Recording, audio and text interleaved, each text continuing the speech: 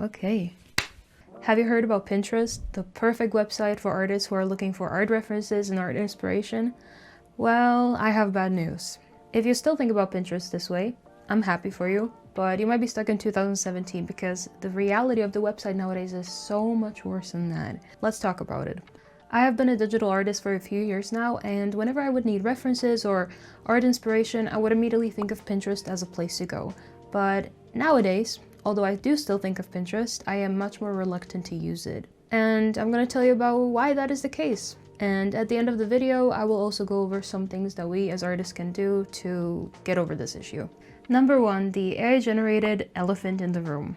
Nowadays, it is pretty impossible to escape AI if you spend any time on the internet, especially as an artist. Even while writing the script for this video, I got recommended to use generative AI twice. And whatever opinion you have on generative AI, it is a fact that it is plaguing the internet and especially the art community. This is of course no exception for Pinterest itself. Every time that I'm on the lookout for references on Pinterest, I have to be very wary of what is AI and what is not. Not only because I do not want to support AI, I also don't really find it inspirational whatsoever. And if you're someone like me who likes to collect a lot of references for every single art piece that I make, you know that going through a sea of AI and trying to filter it out gets really exhausting.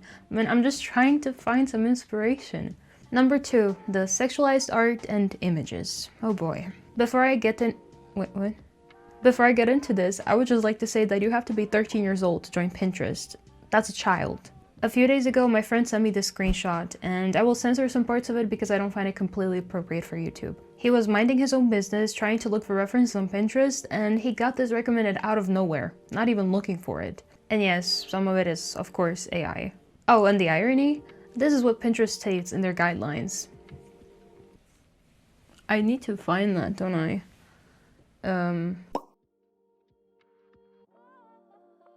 It seems like they need to either hire more staff to implement these policies better or just somehow figure it out because I do not find this acceptable. There will be several times where I'd be looking for references of specific video game characters, and every time I would try to, there would be some softcore pornography of that character.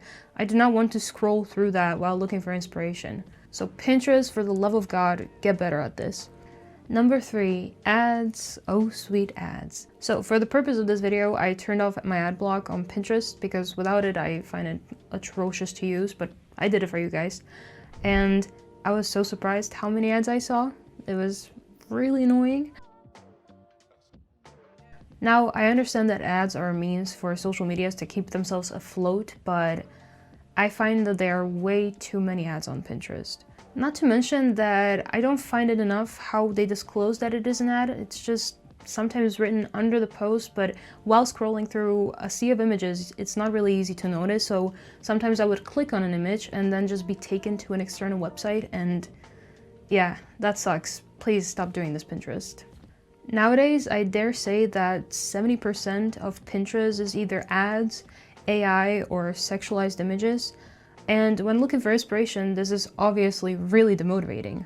Back in the day, Pinterest used to be really easy to navigate and really inspiring. I even remember artists making memes about this, how they would get lost on Pinterest scrolling for 3 hours straight instead of actually drawing. But nowadays it is so plagued that I personally just want to get off the website as soon as possible. So I guess in that way, it does make me more productive, so thanks Pinterest. But nonetheless, it's pretty bad. So, what in the world can we possibly do when every single resource website is filled with either sexual content, ads, or AI? Although the solutions that I'm going to offer to you guys are in no way perfect, and I truly hope that Pinterest solves this issue themselves, I think these are the best tips that we have for the time being. Number 1, if you're scrolling Pinterest and you find something that you're not really interested in or straight up disgusted by, they have a button for that, thankfully. Just click on the 3 dots at the bottom of the image and click Hide Pin. I'm not really sure how effective this is in the long run, and I have seen some people say that it really doesn't do anything, but it's an option, so might as well use it and try to make our feed look better. Now, if you see content that straight up does not belong to Pinterest, like sexual themes, then they have a button for that as well, so you can take it a step further. You just have to click Report Pin, and then they will give you actually a lot of options to choose from so you can report the pin. And hopefully this actually does something too. The second option is to use different websites. Or is it? Now, I'm not gonna lie, I actually spent a very long time researching other websites for this video, but I was left really disappointed. It's a mess out there. So many options that seemed really reliable and very hopeful actually turn out to be flooded with AI just as much, if not more, as Pinterest. Wait, like Pinterest. Like, for example, cosmos.so. Or the website just did not have a big enough library for me to find it worthy to recommend to you guys, and you would probably just be better off Googling those images. Or websites that we already use as artists, like ArtStation or Instagram, but you know damn well that these are not very good options either. But this is where you come into play. If you're watching this and you know of any websites that you would be willing to recommend to other artists to use for resources and inspiration, please write it in the comments. And also for my sake, I'm on the lookout for a website that can finally replace Pinterest. My very last tip ties to the previous one. Since we do not have that many options to turn to besides Pinterest, I think we're best off learning the differences between AI and real art and how to spot those differences. So I'm going to give you some tips on how to identify AI art. Number 1, the infamous AI hands and fingers, my favorite. Although AI has improved a ton on this in the last year, you can still sometimes spot the occasional melting finger or 7-finger hands, and this is a massive tale of something being AI. Number 2. Now, I don't really know how to explain this one, it's more of a feeling than anything, but if you look at AI portraits, a lot of the characters have no soul behind their eyes. They are just eyes.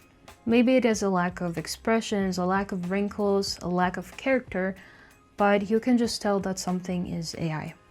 Of course, I'm including some references so you can see visual examples, but I think this just comes with training yourself and getting used to it, and you'll get a hang of it pretty easily in my opinion. Number 3, details and things melting together.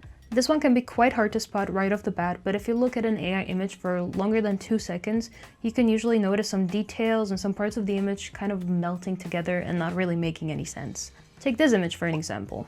To an untrained eye, this can seem like a normal art piece, but if you zoom into the hair, here for example, you can see that the hair is kind of melting into what seems to be a branch on a tree.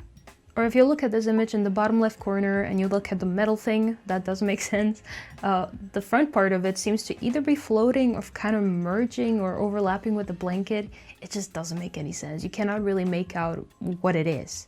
I found that this point is one of the main ways that you can tell whether something is AI, because humans, when making art, usually put details and elements into the art piece for a reason, and therefore they end up making sense. However, AI just kind of puts things together that it thinks things look like, which can often turn into things melting together or just not being really easy to understand. And yeah, I think this is the best way to tell if something is AI. And number 4, texture. This one can be also pretty difficult to spot, but once you see it, you will not be able to unsee it. Texture in art is used to communicate the material that an object is made out of. Look at the pages of the book here. They're kind of just melting together, weirdly blended colors that don't make any sense, and honestly it just looks like a piece of melted plastic to me. So just like in my point, if you try to look for these kind of texture inconsistencies, you'll be able to spot this pretty easily. Not to mention the most AI images that I've seen usually have all these mistakes that I named in them, so it's pretty easy to spot at least one of them. And as a test, I actually want you to look at this image for a few seconds longer and try to find some other mistakes that I did not name to see whether you're getting the hang of it, and maybe write them in the comments so we can bust the AI. And comment below if you found any. I'm really interested to see how good you guys are. In conclusion, the digital world for artists is becoming much harder to navigate day by day. The best thing that I therefore think we can do as artists is train ourselves to know as much as possible and always be a step ahead. And although I did not find any substitutes for Pinterest, I'm still very happy that I found ways to combat this issue. Let me know if you found this video helpful, and good luck on your hunt for references and inspiration. You might need it. And a side note, I stream And a side note, I stream my art process once a week here on Twitch. I stream my art process on Twitch and here on YouTube once a week on Tuesdays at 4 p.m. GMT+2. So if you want to see real art being made, feel free to tune in. I also have a Discord server where I communicate with my community and we help each other with our art, and we also learn fundamentals there. So if you're also interested in that, feel free to drop in. I'll put all the links below. See you guys in my next video. Bye bye. Yep, it's done.